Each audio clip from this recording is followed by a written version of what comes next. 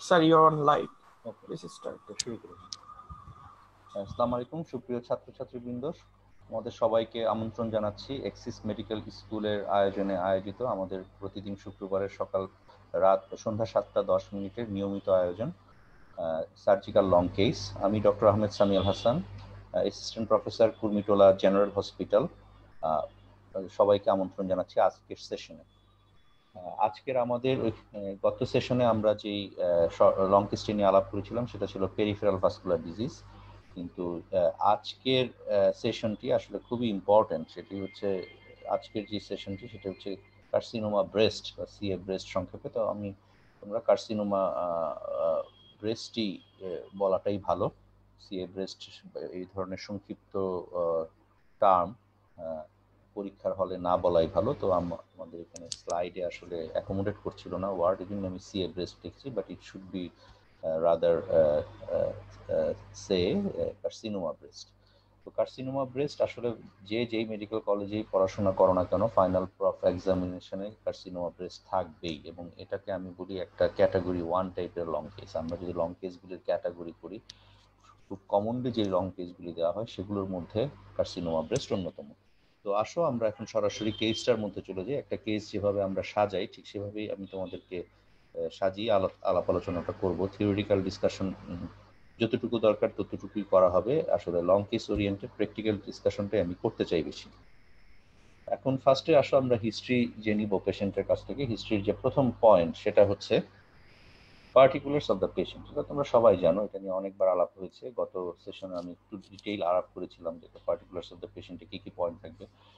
তো এখানে দেখো যে পার্টিকুলার্স অফ দ্য পেশেন্টে তোমরা সবাই জানো, না নেম থাকে, father's name, mother's name, age, sex, occupation, religion, address, হ্যাঁ, ম্যারাইটাল স্ট্যাটাস, এই জিনিসগুলি থাকে।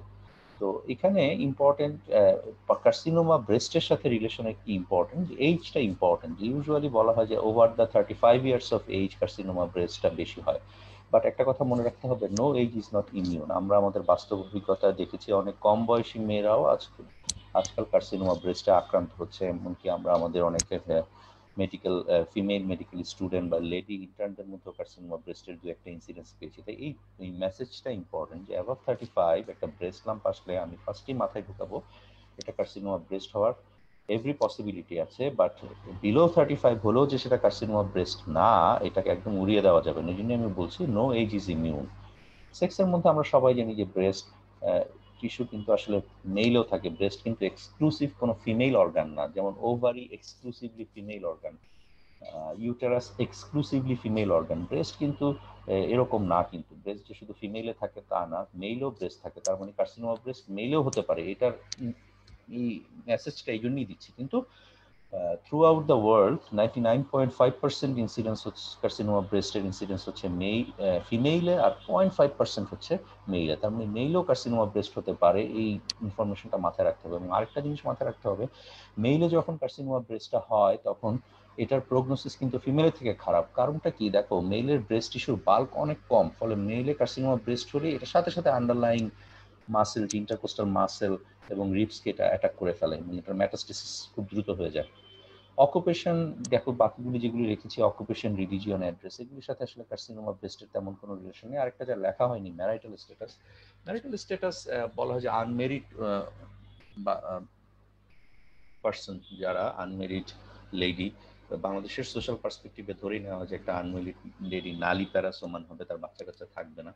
সেই নালী সেই ক্ষেত্রে বলা হতে পারে যে আনমেরিড একটা লেডির কার্সিনোমা ব্রেস্ট হওয়ার চান্স অনেক বেশি। এটা মানে এই না যে বিয়ে না করলে ইয়ে হবে, তা না। আসলে ব্যাপারটা যে ওয়েস্টার্ন কান্ট্রিতে তো বিয়ে না করেও সবাই বাচ্চা কাচ্চার বাবা মা হচ্ছে। আসলে ব্যাপারটা প্যারিটি, নালী প্যারিটির সাথে রিলেটেড। তো এই হচ্ছে মোটামুটি particulars of the patient carcinoma ব্রেস্টের যে পয়েন্টগুলি আমাদেরকে একটু মাথায় রাখতে হবে সেগুলো। এখন দেখো কার্সিনোমা ব্রেস্টের চিফ কমপ্লেইনস, এসে তোমাদেরকে দেখো অনেকগুলি চিফ কমপ্লেইন লিখেছি, কিন্তু আমি তোমাদেরকে বলতে চাচ্ছি বারবার, যারা আগের ক্লাস শুনেছো বা এই ক্লাস, যে একটা সার্জারি পরীক্ষায় surgery long case chief complain আসলে দুটো বা তিনটার বেশি লেখার দরকার নেই। এখন আমি এতগুলি লিখেছি এই কারণে যে সব পেশেন্ট এক ধরনের চিফ কমপ্লেইন নিয়ে তোমার কাছে প্রেজেন্ট করবে না।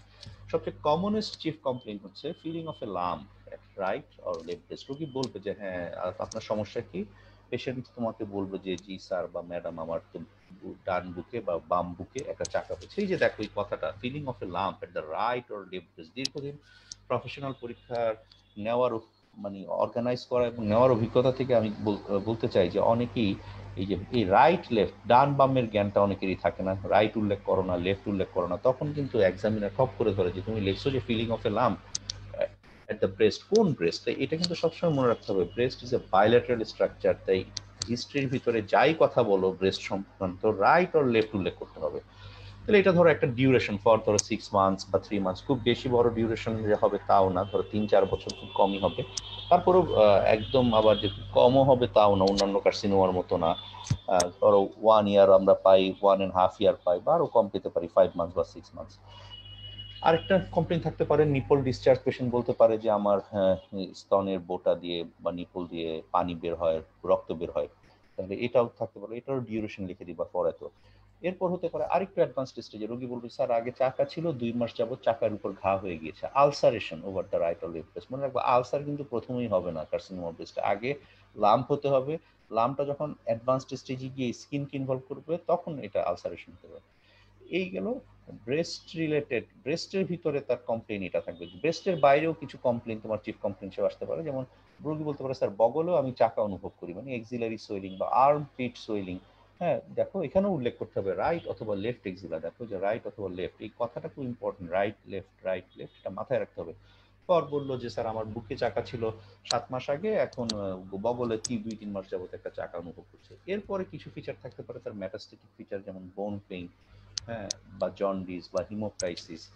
তাহলে পেশেন্ট যদি সেগুলি বলে, বোন পেইন বলার ক্ষেত্রে একটু যদি চিফ কমপ্লেনে আনতে চাও এটাকে খুব ভেবে চিন্তে আনতে হবে। দেখো একটা বয়স্ক মহিলাদের, ধরো একটা 55 বা 60 ইয়ার্স পোস্ট মেনোপোজাল লেডির কার্সিনোমা ব্রেস্ট হচ্ছে, তার কিন্তু বোন পেইন থাকতেই পারে, অস্টিওপোরোটিক বোন পেইন বা অস্টিও আর্থ্রাইটিক বোন পেইন, কিন্তু মেটাস্টেসিসের কারণে যে বোন পেইন হবে, মানে কার্সিনোমা ব্রেস্ট থেকে বোনে মেটাস্টেসিসের কারণে যে পেইনটা হবে সেটার ডিউরেশনটা হবে কম এবং সেটা খুব সিভিয়ার হবে, সিভিয়ার পেইন হবে। এটাকে যদি কেউ উল্লেখ করতে যাও বোন পেইন, তাহলে কিন্তু মনে রাখবা যে এটা কিন্তু তুমি একটা ক্লু দিয়ে দিলা যে তোমার ডায়াগনোসিস যে কার্সিনোমা ব্রেস্ট হচ্ছে সেটা আসলে মেটাস্টেসিসটা টু দ্য বোন। তার মানে বোন পেইনটা উল্লেখ করতে গেলে চিন্তা ভাবনা করে বলতে হবে, নাহলে কিন্তু স্যার তোমাকে বলবে যে এই যে চিফ কমপ্লেইনে বোন পেইন দেখছো, এখন তো ডায়াগনোসিস শুধু দেখলাম কার্সিনোমা ব্রেস্ট, বোনি মেটাস্টেসিস তো লেখো না। তো এটা লেখার ক্ষেত্রে মানে বুঝে শুনে হিসাব নিকাশ করে।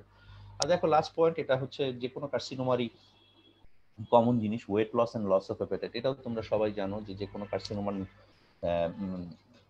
সিস্টেমিক ফিচার হিসেবে ওয়েট লস এবং লস অফ অ্যাপেটাইট হয়, কারণ বিভিন্ন কার্সিনোমায় টিউমার সেল থেকে বিভিন্ন ধরনের সাইটোকাইন্স রিলিজ হয়, যেমন ইন্টারলিউকিন 1-2, টিউমার নেক্রোটিক ফ্যাক্টর, এগুলো দুটো ধরনের কাজ করে। এটা অ্যাপেটাইট সেন্টারকে ডিপ্রেস করে, ফলে পেশেন্টের খাবারের রুচি কমে যায়। আবার এগুলি বিভিন্ন সেলুলার প্রোটিনগুলিকে ডিস্ট্রাকশন করে, ফলে পেশেন্টের ওয়েট লস হয়, দুটো কারণে। তবে একটা জিনিস মনে রাখবা, কার্সিনোমা ব্রেস্ট হচ্ছে সেই ধরনের একটা ক্যান্সার যেখানে সিগনিফিকেন্ট ওয়েট লস কম হয়।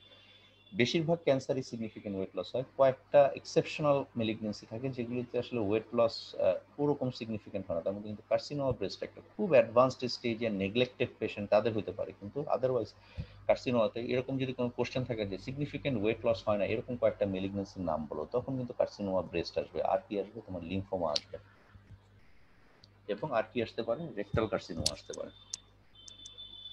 নেক্সট এখন দেখো আমরা history of present illness. History of present illness কি? এই যে আমি দেখো 3টা পয়েন্ট লিখেছি, এই পয়েন্টগুলিকে তোমার টাচ করে যেতে হবে। Elaboration of the chief complaints, chief কমপ্লেইনের যে ইলাবোরেশন, যে চিফ কমপ্লেইনগুলি বললো, এগুলিকে তোমাকে অ্যানালাইসিস করে বড় করতে হবে। 2 হচ্ছে বাওয়েল অ্যান্ড ব্লাডার হ্যাবিট, এটা কমন বলি যে patient's bowel and bladder habit is normal অথবা অ্যাবনর্মাল। আর কোমরবিড ডিজিজ কন্ডিশন মানে তোমার যে ডায়াবেটিস মেলাইটাস, তার hypertension, chronic respiratory disease এগুলি আছে কিনা। তাহলে এখন যদি আমরা ইলাবোরেশন অফ দ্য চিফ কমপ্লেইনে যাই, তাহলে দেখো আমি যদি ফার্স্ট চিফ কমপ্লেইন কি ছিল? লাম্প। তাহলে বলো যে patient noticed a lump 5 to 6 months back বা 1 year back, the lump gradually increasing in size অথবা র্যাপিডলি ইনক্রিজিং সাইজ, মানে রেট অফ দ্য গ্রোথ, লাম্পটা কত দ্রুত বড় হচ্ছে। The lump is usually painless, carcinoma ব্রেস্টের লাম্পটা থাকে পেইনলেস, এবং যদি এটা পেইনফুল হয় সেটা আসলে অ্যাডভান্সড স্টেজে হবে, যখন এটা আন্ডারলাইং ইন্টারকোস্টাল নার্ভকে ইনভলভ করবে তখন এটা পেইনফুল হতে পারে, which is actually very rare. আর 4 নাম্বার হচ্ছে যে পেইনফুল হতে পারে। এক ধরনের কার্সিনোমা আছে, আমরা সেটাকে বলি ইনফ্লামেটরি কার্সিনোমা অফ ব্রেস্ট, সেটা পেইনফুল হয়, সেটাও খুব বেশি কমন না। ইউজুয়ালি তোমাদের পরীক্ষায় যে ইয়েটা দেওয়া হবে সেটা পেইনলেস। তারপর জিজ্ঞেস করো যে তার শরীরের অন্য কোথাও এরকম চাকা আছে কিনা, যে patient does give any history of swelling at any other parts of the body. তার মানে একটা লাম্পের যা হিস্ট্রি নাও, যে আপনি কবে এটা খেয়াল করেছেন, এটা দ্রুত বড় হচ্ছে কিনা, এটা ব্যথা আছে কিনা, এটা কোনো সমস্যা আছে করে কিনা শরীরের, আর অন্য কোথাও এরকম দলা চাকা আছে কিনা। এই যে 4-5টা পয়েন্ট লাম্পের, সেটা কার্সিনোমা ব্রেস্টের ক্ষেত্রে নিয়ে নিলাম। এরপরে তুমি যে সেকেন্ড পয়েন্টটা নিপল ডিসচার্জ, এটা একটা ইম্পর্টেন্ট পয়েন্ট, মানে নোট ইট ডাউন, যে নিপল ডিসচার্জ রোগী চিফ কমপ্লেনে বললো না বা বললোই না, না বললো তোমাকে লিড করে জিজ্ঞেস করতে হবে যে আচ্ছা আপনার বুকে চাকা হয়েছে ঠিক আছে, কিন্তু স্তনের যে বোটা বা নিপল দিয়ে কি আপনার কোনো রস, পুজ, রক্ত বের হয়? যদি পেশেন্ট বলে না বের হয় না, সেটাও স্বাভাবিক, সব কার্সিনোমা ব্রেস্টে যে নিপল ডিসচার্জ থাকবে তা না, কিন্তু এই নেগেটিভ আনসারটা তোমাকে খুব ক্লিয়ারলি লিখতে হবে, patient does not give any history of nipple discharge. আর যদি সে দিয়ে থাকে যে হ্যাঁ নিপল ডিসচার্জ, তাহলে বলবো হ্যাঁ patient gives history of blood stain, usually blood stain nipple discharge হয়, blood stain nipple discharge for last 2 to 3 months। তার মানে নিপল ডিসচার্জের কথাটা তোমার থাকলেও তো লিখতে হবেই, না থাকলেও অবশ্যই বলতে হবে। না হলে কিন্তু যখন স্যার তোমাকে ক্রস করবেন তোমার খাতা নিয়ে, তখন বলবে এই ব্যাপার কি, বলবো যে এই ছেলে বা এই মেয়ে তুমি নিপল ডিসচার্জের কথা লেখো নাই কেন, বা বা তুমি হয়তো বললো যে স্যার আমি তো জিজ্ঞেস করেছিলাম লিখতে ভুলে গেছি। এটা হলে হবে না। মনে রাখবা যে লং কেসের খাতায় তুমি যা পেশেন্টের কাছে শুনেছো বা যেটা তুমি বলছো, হয়তো তুমি বলার সময় বললা যে patient does not give any history of nipple discharge, কিন্তু খাতার ভিতরে লেখা নেই, অথবা খাতার মধ্যে লেখা আছে patient does not give any history of nipple discharge, কিন্তু তুমি বলার সময় বলতে ভুলে গেলা, এটা হলে চলবে না। আর এখানে হচ্ছে nipple discharge is very important. এরপর যদি ulceration over the right and left breast থাকে, তাহলে আলসারের যেভাবে হিস্ট্রি নাও, যে ঠিক আছে আপনার এই ঘাটা কবে হয়েছিল, সে বলবে স্যার চাকা হওয়ার 3 থেকে 4 মাস পর। তারপরে ঘাটা কি দ্রুত বড় হয়ে যাচ্ছে, বলবে হ্যাঁ এটা দ্রুত বড় হয়ে যাচ্ছে। ঘায়ে ব্যথা আছে কিনা, হ্যাঁ ব্যথা থাকতে পারে, কারণ যদি আলসার হয়ে সেকেন্ডারি ব্যাকটেরিয়াল ইনফেকশন হয় তাহলে সেই আলসারে পেইন থাকতেই পারে, আবার নাও থাকতে পারে। বলতে পারো যে না স্যার শুধু ঘাই হয়েছে, কোনো ব্যথা ব্যথা নেই, তাহলে বলো আলসার ইজ পেইনলেস। তারপর বলতে হবে যে আলসার থেকে কোনো ডিসচার্জ বের হয় নাকি, এটা জিজ্ঞেস করতে হবে যে আপনার এই ঘা থেকে কোনো পুজ, পানি, রক্ত বের হয় কিনা। বলবে হ্যাঁ পুজ, পানি, পুজ বের হয়, রস বের হয়। তাহলে রস বের হলে বলতে হবে যে এটা কি, এটার মধ্যে সাথে রক্ত আছে কিনা, ব্লাড স্টেইন কিনা। তারপর জিজ্ঞেস করতে হবে যে এটার যে পুজ বা রসটুকু বের হয় এটা ফাউল স্মেলিং কিনা। তো ফাউল স্মেলিং হওয়া মানে এখানে সেকেন্ডারি ব্যাকটেরিয়াল ইনফেকশন হয়েছে। এরপরে দেখো যে চিফ কমপ্লেন, এটা কি ইলাবোরেট করবা কিভাবে, সোয়েলিং অফ রাইট ওর, এটাও জাস্ট ওই আগের লাম্পের মতো, ব্রেস্ট লাম্পের মতো। আচ্ছা আপনি তো বললেন বগলে চাকার কথা, এটা কবে খেয়াল করলেন, বললো যে 3 মাস যাবত খেয়াল করলাম। এটা কি দ্রুত বড় হয়ে যাচ্ছে, বললো হ্যাঁ আস্তে আস্তে বড় হয়ে যাচ্ছে, গ্রাজুয়ালি এই 3 মাসে আস্তে আস্তে বড় হয়ে গিয়েছে। তাহলে কি এইটাই আপনার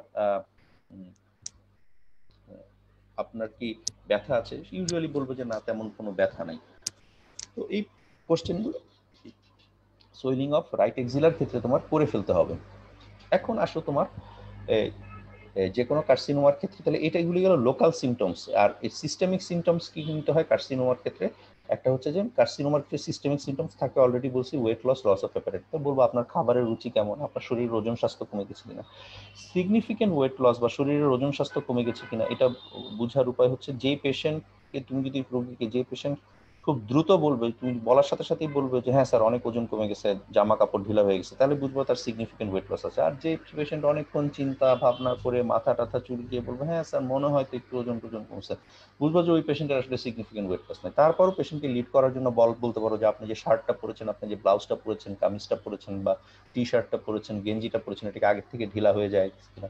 বা অনেক সময় পেশেন্ট আনার হিসাবটা বুঝে যে আপনার কয় আনা ওজন কমছে, 4 আনা, 8 আনা, 4 আনা মানে 25%, হ্যাঁ 8 আনা মানে 50%, 16 আনা মানে 100%, সেটা দিও। আমরা বলি আইডিয়ালি বলি যে লাস্ট 6 মান্থসে যদি মানে 6 মান্থসের যে তার যে বেসিক ওয়েট, তার যদি 10% বা তার বেশি যদি লস হয়, তাহলে সেটা সিগনিফিকেন্ট ওয়েট লস। আর লস অফ হ্যাপাটাইট তো বললাম। তাহলে এটা গেল সিস্টেমিক ফিচার। আর কি ফিচার থাকে কোন মেলিগনেন্সির ক্ষেত্রে, মেটাস্টেটিক ফিচার থাকে। এখন আমাকে চিন্তা করতে হবে যে কার্সিনোমা ব্রেস্ট কোথায় কোথায় মেটাস্টেসিস হয়, অলরেডি একটা বলছি, বোনে মেটাস্টেসিস। তাহলে জিজ্ঞেস করো আপনার হাড়ে ব্যথা আছে কিনা, কোন হাড়ে কার্সিনোমা ব্রেস্ট, কোন কোন বোনে মেটাস্টেসিস হয় খুব বেশি। এটা কিন্তু পরীক্ষা জিজ্ঞেস করে। একটা হচ্ছে তোমার স্পাইন, মেরুদণ্ড যে স্পাইন, বিশেষ করে থোরাসিক ভার্টিব্রাল স্পাইন, তারপর হচ্ছে লাম্বার ভার্টিব্রাল স্পাইন, এই থোরাকোলাম্বার যে বা স্পাইনে এটা সবচেয়ে বেশি মেটাস্টেসিস হয়। আর কোথায় মেটাস্টেসিস হয়? রিবসে মেটাস্টেসিস হয়। আর কোথায় হয় তোমার? আর তোমার ইলিয়াক ক্রেস্টে মেটাস্টেসিস হতে পারে, মানে হিপ বোনে মেটাস্টেসিস হতে পারে। তার মানে পেশেন্টকে জিজ্ঞেস করো আপনার মেরুদণ্ডে ব্যথা আছে কিনা, আপনার কোমরে ব্যথা আছে কিনা, বা আপনার বুকের খাঁচায় খুব ব্যথা আছে কিনা। এই ব্যথা কিন্তু অনেক বেশি হবে, সিভিয়ার এক্সক্রুশিয়েটিং পেইন, মানে যেই ব্যথার কারণে সে হাঁটাচলা করতে পারবে না, উঠতে পারবে না, ওই নর্মাল অস্টিওপোরোটিক পেইনের মতো না। জিজ্ঞেস করো দেখে কতদিন যাবত। আচ্ছা, এখন আর এটারই কমপ্লিমেন্টারি হিসেবে তাহলে এইগুলি জিজ্ঞেস করো। এরপরে তুমি চলে যাও আর কোথায় মেটাস্টেসিস হতে পারে? লিভারে মেটাস্টেসিস হতে পারে। তাহলে জিজ্ঞেস করো যে আপনার জন্ডিস হয়েছিল কিনা গত 2-3 মাসের মধ্যে, বা জন্ডিসটা বাড়ছে কিনা, এটা জিজ্ঞেস করো। তাহলে লেখো যে patient does give history of jaundice or does not give any history of jaundice, অথবা এইভাবে বলতে পারো does not give any history of yellow colouration of eye, urine, skin, does not give any history of bone pain, বা does give history of bone pen.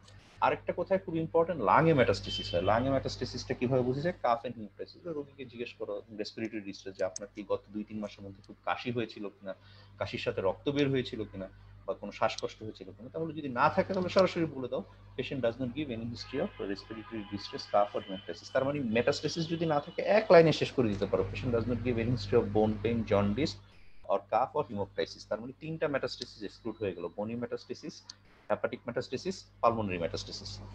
আচ্ছা, লাস্টে দেখো যে আমরা কি বলেছি যে বাউল এবং ব্লাডার হ্যাবিট সম্পর্কে কম্পেন করতে হবে। তাহলে লেখো যে পেশেন্টের বাউল এবং ব্লাডার হ্যাবিট নর্মাল কিনা, কোমরবিড ডিজিজ কন্ডিশন আছে কিনা, মানে patient is a diagnose case of diabetes mellitus, অথবা patient is a diagnose case of কি বলবো হাইপারটেনশন, অথবা ক্রনিক রেসপিরেটরি ডিজিজ, অথবা ischaemic heart disease. Past medical history important এই কারণে, যদি কার্সিনোমা ব্রেস্ট ধরো এক ব্রেস্টে হলো, তার আরেকটা ব্রেস্টে হয়তো এর আগে মেলিগনেন্সি হয়েছিল, তাহলে রিস্ক ফ্যাক্টর। তাহলে জিজ্ঞেস করো তার প্রিভিয়াস কোনো ব্রেস্ট মেলিগনেন্সির হিস্ট্রি আছে কিনা অপোজিট ব্রেস্টের ক্ষেত্রে, তাহলে সেটা কিন্তু দেখতে হবে। অথবা এই ব্রেস্টেই যদি তার রিকারেন্ট হয়, সেক্ষেত্রেও কিন্তু ধরো আগের বার তার লাম্পেক্টমি করা হয়েছিল, এখন তার আবার ব্রেস্টে হলো, তাহলে সেটা তুমি এখানে উল্লেখ করতে পারো। অথবা যদি একই ব্রেস্টে হয়, সেটাকে হিস্ট্রি অফ প্রেজেন্ট ইলনেসের মধ্যেও নিয়ে নিতে পারো, নিয়ে বর্তমানে এটা করতে পারো, বা এটাকে পাস্ট মেডিকেল হিস্ট্রির মধ্যেও রাখতে পারো। তার মানে এক কন্ট্রালেটারাল ব্রেস্টে যদি কোনো মেলিগনেন্সি হিস্ট্রি থাকে, সেটা পাস্ট মেডিকেল হিস্ট্রিতে বলবা, বা সেম ব্রেস্টেও যদি মেলিগনেন্সি হিস্ট্রি থাকে, তাহলে সেটা তুমি বলতে পারো এখানে। ড্রাগ হিস্ট্রি বা ট্রিটমেন্ট হিস্ট্রি একই বললাম, যে প্রিভিয়াস কোনো ব্রেস্ট সার্জারি হিস্ট্রি ছিল কিনা, প্রিভিয়াস মেলিগনেন্সির জন্য তার মাস্টেক্টমি, অপোজিট সাইডে মাস্টেক্টমি বা লাম্পেক্টমি করা হয়েছিল কিনা, বা এই যেই সাইডের ব্রেস্ট সেখানে কোনো আগে ব্রেস্ট টিউমার ছিল কিনা, যেটার জন্য তার লাম্পেক্টমি করা হয়েছিল। হিস্ট্রি অফ অ্যালার্জি, এটা জাস্ট উল্লেখ করার জন্য উল্লেখ করা। আমরা বলছি 3D, কোনো ডায়েট, ড্রাগ এবং ড্রিঙ্ক, মানে পানীয়, খাদ্য পানীয় এবং ওষুধ। Personal history is very important এখানে, বিশেষ করে ডায়েট, যে আমরা বলি যে যারা diet containing saturated fatty acid, এগুলিতে যেগুলি যেই সব খাবারে স্যাচুরেটেড ফ্যাটি অ্যাসিড থাকে, যেমন বাটার বা অয়েল, এগুলি অয়েলি ফুড বা রিচ ফুড, এগুলিতে তোমার it is a risk factor for developing carcinoma breast. Smoking is an independent risk factor for carcinoma breast. আমাদের সোশ্যাল পার্সপেক্টিভে আমরা হয়তো চিন্তা করি যে ফিমেল স্মোকারের সংখ্যা খুব কম, কিন্তু এটা আসলে ঠিক না। আমাদের যে ন্যাশনাল যে স্ট্যাটিস্টিক্স, সেখানে কিন্তু দেখা যায় এপিডেমিওলজিক্যাল স্ট্যাটিস্টিক্সে বাংলাদেশের স্মোকারদের 30% ইজ ফিমেল, তাই সংখ্যাটা কিন্তু কম না, 30%। তাহলে স্মোকিং এর হিস্ট্রিটা জিজ্ঞেস করতে হবে। আর যদি স্মোকার হয়, তাহলে বলতে হবে যে কতদিন ধরে স্মোকিং করেন, কত বছর যাবত স্মোকিং করেন, এবং কয়টা করে খান। Family history is very very important. হ্যাঁ, আমরা বলি যে কার্সিনোমা ব্রেস্ট একটা ফ্যামিলিয়াল ডিজিজ, ফ্যামিলিয়াল ক্যান্সার, তাই জিজ্ঞেস করতে হবে যে আপনার বোনের, আপন বোনের এই ব্রেস্ট ক্যান্সার হয়েছিল কিনা, আপনার মায়ের হয়েছিল কিনা, আপনার দাদির, আপনার নানির, আপনার খালা এবং আপনার ফুফুর, মানে যেগুলি ফার্স্ট ডিগ্রি রিলেশন। হ্যাঁ, দেখো মামি বা চাচি আসবে না, কারণ তারা পেশেন্টের ফার্স্ট ডিগ্রি রিলেটিভস না, তারা হচ্ছে ইন ল রিলেটিভস। কিন্তু যারা first degree relative, sisters, mother, হ্যাঁ, প্যাটার্নাল গ্র্যান্ডমাদার, হ্যাঁ, প্যাটার্নাল গ্র্যান্ডমাদার, ম্যাটার্নাল গ্র্যান্ডমাদার, মানে দাদি, নানি, প্যাটার্নাল আন্ট, ম্যাটার্নাল আন্ট, হ্যাঁ, মানে ফুফু, খালা, আপন খালা, এদের ছিল কিনা এটা জিজ্ঞেস করবা। সোশিও ইকোনমিক হিস্ট্রি আমরা একটু অবশ্যই ইনসিডেন্সটা হায়ার এবং মিডল সোশিও ইকোনমিক কন্ডিশনে বেশি, কিন্তু আমাদের অনেক দিনের অভিজ্ঞতা দেখছি আজকাল বাংলাদেশের লো সোশিও ইকোনমিক স্ট্যাটাসেও কিন্তু এটা অনেক বেশি হয়। না হলে কি আর পাবলিক মেডিকেল কলেজে এত কার্সিনোমা ব্রেস্টের পেশেন্ট তুমি দেখতে পারতা না? কারণ লো সোশিও ইকোনমিক স্ট্যাটাস বলি সেগুলি পাবলিক মেডিকেল কলেজ বা সরকারি মেডিকেল কলেজে ভর্তি হচ্ছে চিকিৎসার জন্য। Menstrual history is very very important. Menstrual history তোমরা গাইনোকোলজিতে অবশ্যই পড়েছো যে কিভাবে লিখতে হয় মিনস্ট্রুয়াল পিরিয়ড বা menstrual cycle, menstrual flow is average, কথাগুলি লেখো। কিন্তু আমাদের এখানে আসলে যেটা জানতে হবে তার age of menarche and age of menopause. যদি সে মেনোপোজাল লেডি হয় তাহলে তার দুইটাই জানতে হবে, age of menarche, age of menopause. আমরা বলি early menarche and late menopause is a risk factor for developing carcinoma breast. কারণ কি, ব্রেস্ট একটা হরমোন ডিপেন্ডেন্ট অর্গান, একটা ইস্ট্রোজেন প্রজেস্টেরন ডিপেন্ডেন্ট অর্গান, এবং ব্রেস্ট ক্যান্সারের জন্য এই হরমোনগুলি স্টিমুলেশন হিসেবে কাজ করে। তার যার আর্লি মিনার্কি এবং লেট মেনোপোজ, তার এক্সপোজারের তার মানে তার রিপ্রোডাক্টিভ পিরিয়ডটা অনেক লম্বা, তা ফলে তার এক্সপোজারের টাইমটাও অনেক লম্বা ব্রেস্টের টু ইস্ট্রোজেন এন্ড প্রজেস্টেরন। ফলে হয় কি, সে বেশি বেশি এক্সপোজ হয়, ফলে ওই পেশেন্টগুলির হওয়ার চান্স বেশি থাকে, কার্সিনোমা ব্রেস্ট হওয়ার চান্স বেশি থাকে। Obstetric history is very important, যেটা তোমাদের কার্ডকেই বলছি। নালি প্যারাসোমেন মোর রিস্ক। নালি প্যারাস বলতে বোঝা যায় যে that women who has not any experience of বা who never conceives in any form, ধরো একটা পেশেন্ট কনসিভ করলো, তার অ্যাবর্শন হয়ে গেল, এটাও কিন্তু একটা প্যারিটি।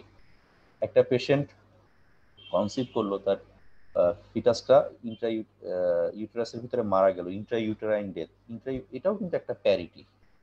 একটা পেশেন্ট বাচ্চা হওয়ার সময় বাচ্চাটা মারা গেল, স্টিল বার্থ, সেটাও প্যারিটি।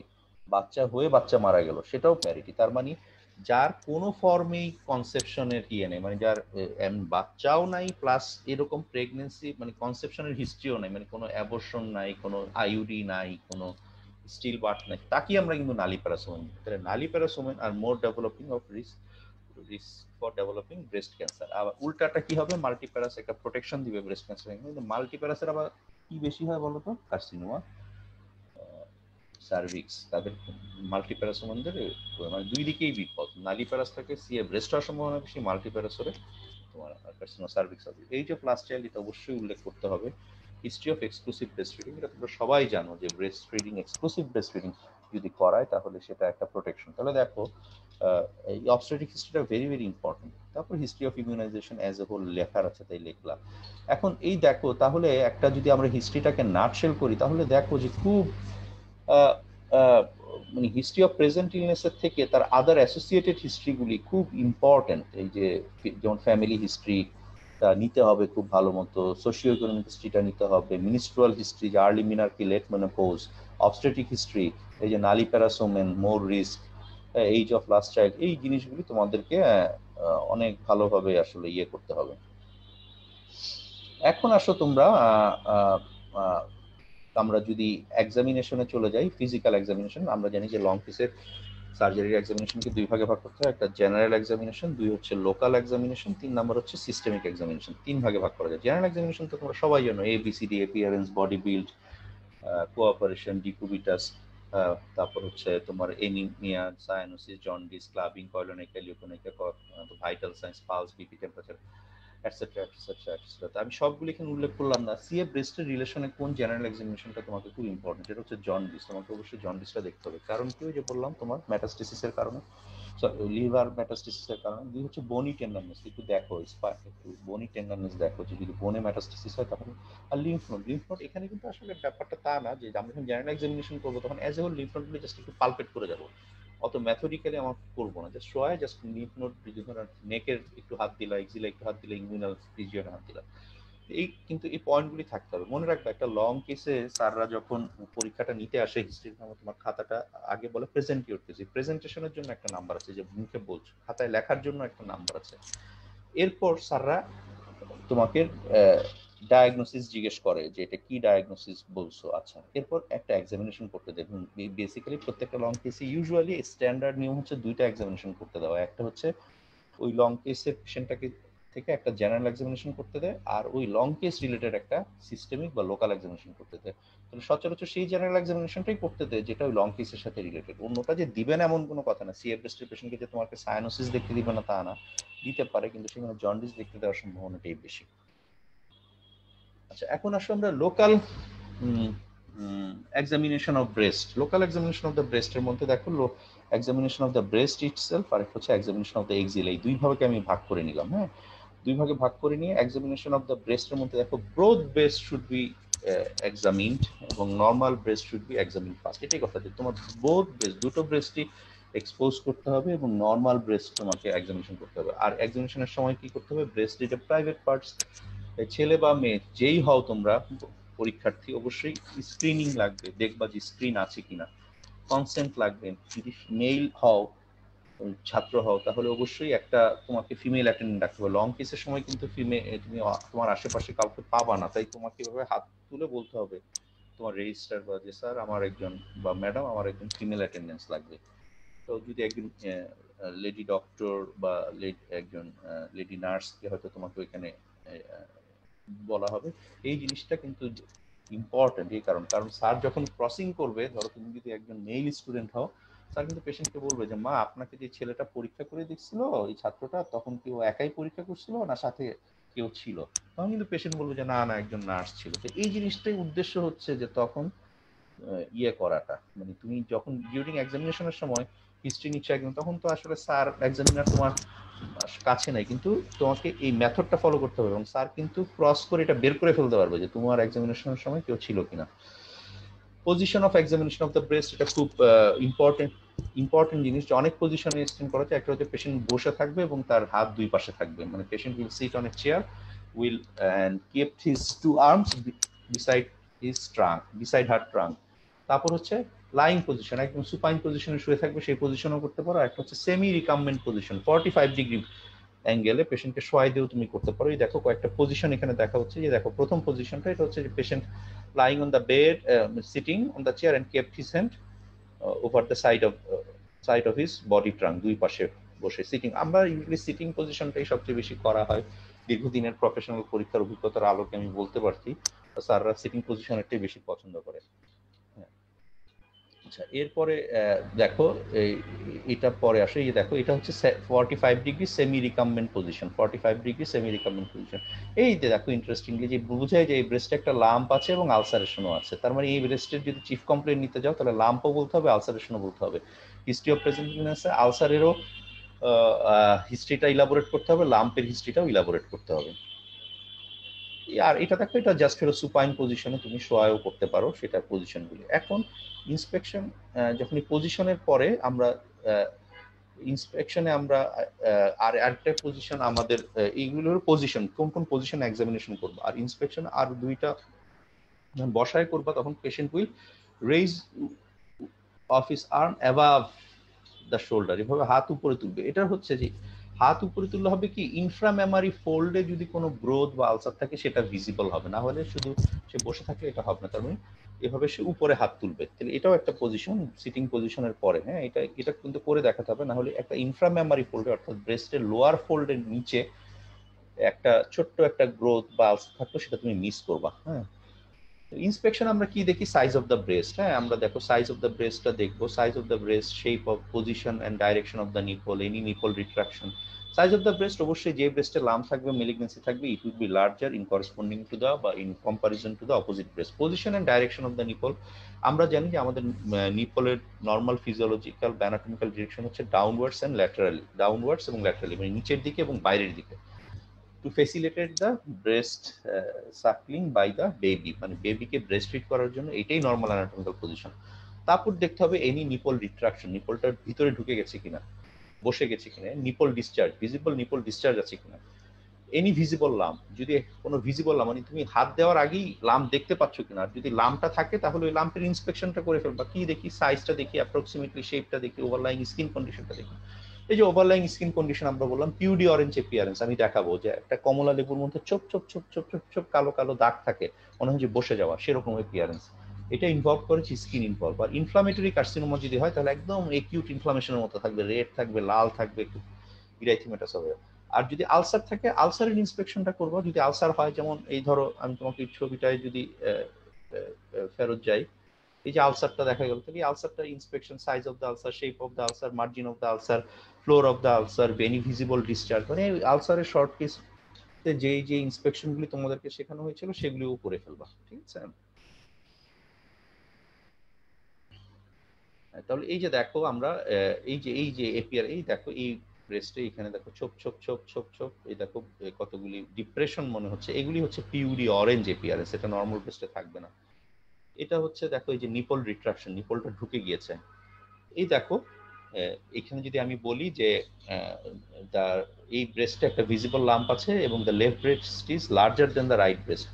এবং দেখো নিপলের ডিরেকশনটা দেখো, নিপলের ডিরেকশনটা লস্ট, এবং দেখো আমরা আরেকটা জিনিস বলতে হবে, level of the nipple is higher on the in comparison to the opposite side. Opposite সাইডের থেকে এটা কিন্তু হায়ার পজিশনে থাকে। এটাও কিন্তু একটা ইম্পর্টেন্ট জিনিস যে তুমি যেই সাইডে ব্রেস্ট মেলিগনেন্সি থাকবে সেই সাইডের নিপল তার অপোজিট সাইডের ব্রেস্ট নিপল থেকে হায়ার পজিশনে থাকবে। দেখো এটা হায়ার পজিশনে আছে, আর একটা ভিজিবল লাম্প আছে। ভিজিবল লাম্পের আমরা সাইট আমরা বলি কি আপার আউটার কোয়াড্রেন্ট, সাইড যে বলতে চাও যে upper outer quadrant, upper inner quadrant, lower inner quadrant, lower outer quadrant, আর central areola nipple areola complex. আমাদের 60% ব্রেস্ট মেলিগনেন্সি হয় সবচেয়ে এদিকে আপার এন্ড আউটার কোয়াড্রেন্টে। এই যে এখানে খুব সুন্দরভাবে দেখাইছে, দেখো যে এই যে এখানে নিপলের লেভেলটা অপোজিট সাইডের নিপলের লেভেলের থেকে অনেক উপরে। এটা একটু ছবিটা ভালো আসেনি, এটা একটা ব্রেস্ট মেলিগনেন্সি হয়ে আলসারেশন হয়ে গেছে, সেই আলসারের একটা ছবি দেখা যাবে। এখানে দেখো একটা হিউজ একটা দেখো breast malignancy carcinoma breast locally, এটা দেখো ওভারলাইং, এটা বেশ অ্যাডভান্সড স্টেজ। ওভারলাইং স্কিনটা দেখো টেন্স শাইনি, এইগুলি বলতে হবে যে টেন্স সবগুলির ক্ষেত্রে না, কিন্তু এর ক্ষেত্রে তুমি যা দেখছো তাই বলো। Tense shiny, the breast is enlarged in comparison two তারপর দেখো এই নিচের দিকে দেখো যে একটা ছোট্ট আলসারেশন আছে, তাহলে বলো there is an ulceration also over the upper lateral part of the breast, দিয়ে আলসারটার ইন্সপেকশনটা বলে দিবা। এটা তো আগেই দেখিয়েছি। এবার আসো পালপেশন। এখানেও একই কথা যে normal breast should B pulpit first. Sir pulpit করতে, স্যার বলবো আমি নর্মাল ব্রেস্ট আগে পালপেট করবো, স্যার বলবে না তুমি ইয়েটাই করো। পালপেশনে আমরা কি দেখি, একটা লাম্পের সাইজটা আমরা মেজারিং টেপ দিয়ে মাপি, মার্জিন বা এইজটা দেখি, কনসিস্টেন্সি যারা দেখি, টেন্ডারনেস দেখি, local temperature, skin fixity, tethering, mobility, fixity, এগুলোই তো। সাইজ তো বললাই, সাইজ ইজ ভেরি ইম্পর্টেন্ট। সাইজটাকে আসলে একটা ক্যাটাগরির মধ্যে ফেলতে হবে, এটা কি 2 সেন্টিমিটার, 2 to 5 সেন্টিমিটার, না মোর দেন 5 সেন্টিমিটার, এইটার জন্য তার তুমি সাইজটা লেখলা, ধরো 6 সেন্টিমিটার বা 3 সেন্টিমিটার।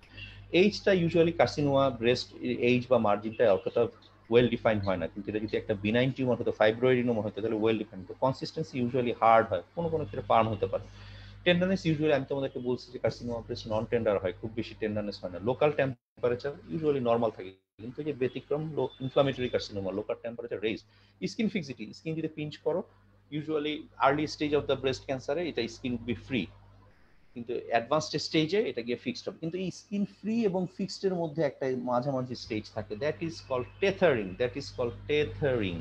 টেথারিং টেথারিং মানে হচ্ছে যে ব্রেস্ট টিস্যুটা সরাসরি তোমার স্কিনের সাথে, ব্রেস্ট টিস্যু তো আমরা কি জানি ফাইব্রোগ্ল্যান্ডুলার ফ্যাটি টিস্যু, এই ফ্যাটি টিস্যু থেকে কিছু কানেকটিভ টিস্যু ব্রিজের মতো গিয়ে স্কিনে অ্যাঙ্কর করে, স্কিনের সাথে সংযোগকারী একটা ওয়্যারের মতো, ক্যাবলের মতো থাকে, তারের মতো থাকে। তো এই ফাইব্রাস টিস্যুকে বলা হয় কুপার্স লিগামেন্ট। যখন ব্রেস্ট মেলিগনেন্সি আর্লি স্টেজ থেকে ইন্টারমিডিয়েট স্টেজে যায়, তখন কিছু কিছু মেলিগনেন্ট সেল আগে স্কিনে ইনফিলট্রেট করার আগেই মাঝখানের যে ওদের যে সংযোগকারী রেখা, সেটা হচ্ছে কি ওই যে কুপার্স লিগামেন্ট, কুপারলিস লিগামেন্টকে ইনফিলট্রেট করে। ফলে হয় কি, তখন স্কিনটা পিঞ্চ করতে গেলে একদম মানে তুমি যে পিঞ্চ করতে পারবা না তা না, কিন্তু অত ফ্রিলি করতে পারবা না। তাহলে ধরো যে ব্যাপারটা কি, ধরো এটা যদি একটা এটা যদি ধরো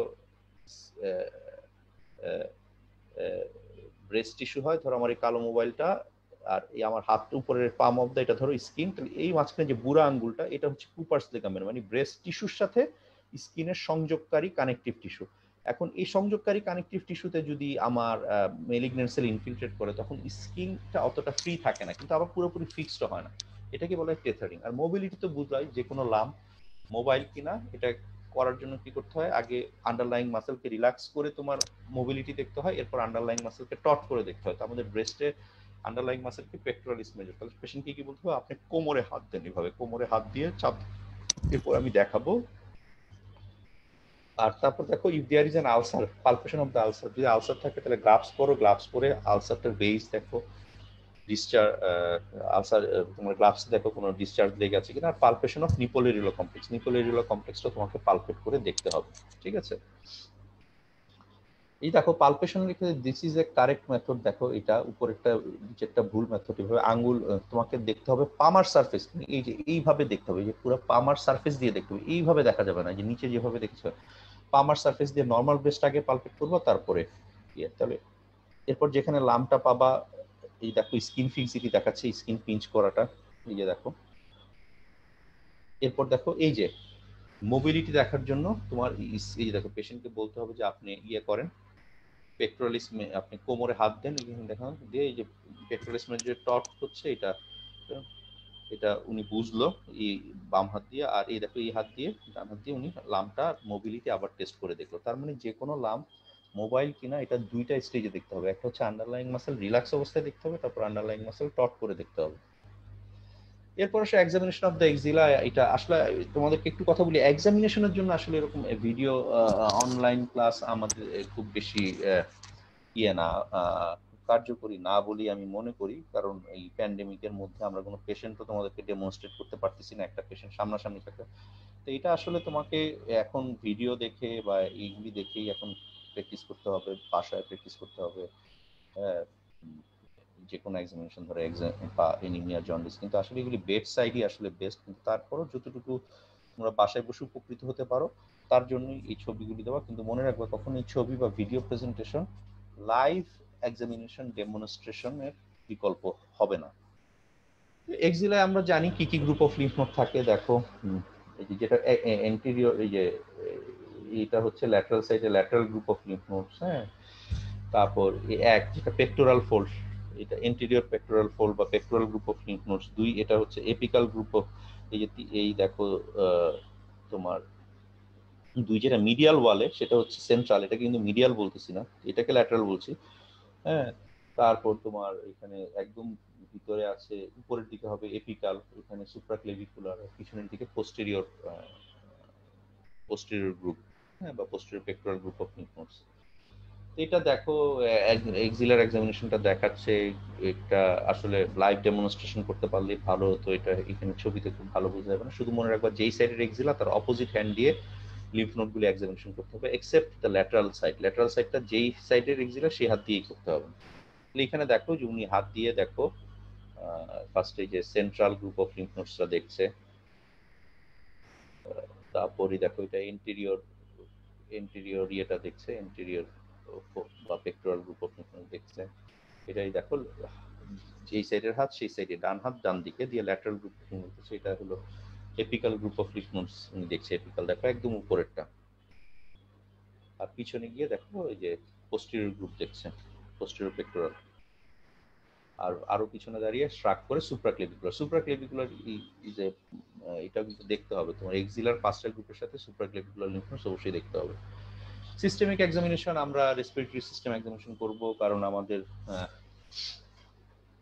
কেন রেসপিরেটরি সিস্টেম পালমোনারি মেটাস্টেসিস কোথায় হতে পারে, both in the lung parenchyma as well as in the pleura. প্লুরাতেও কিন্তু হতে পারে, প্লুরায় হয়ে মেসিভ প্লুরাল ইফিউশন করতে পারে, হলে পেশেন্ট সিভিয়ার রেসপিরেটরি ডিস্ট্রেস হবে। তাহলে কোনো সাইন্স অফ প্লুরাল ইফিউশন মানে কোনো তার ট্যাকিপনিয়া আছে কিনা, পারকাশন নোট ডাল কিনা, ব্রেথ সাউন্ড ডিমিনিশ কিনা, এগুলি দেখতে হবে। অ্যাবডোমিনাল এক্সামিনেশন করে সেকেন্ডারিজ গুলিতে দেখবে লিভারটা এনলার্জড হয়েছে কিনা এবং ওখানে কোনো সেকেন্ডারি ডিপোজিট আছে কিনা ক্লিনিক্যালি পালপেট করে, এবং অ্যাসাইটিস হয়েছে কিনা। আর মাসকুলোস্কেলেটাল সিস্টেম যে বললাম একটি স্পাইনে হাত দিয়ে দেখবা।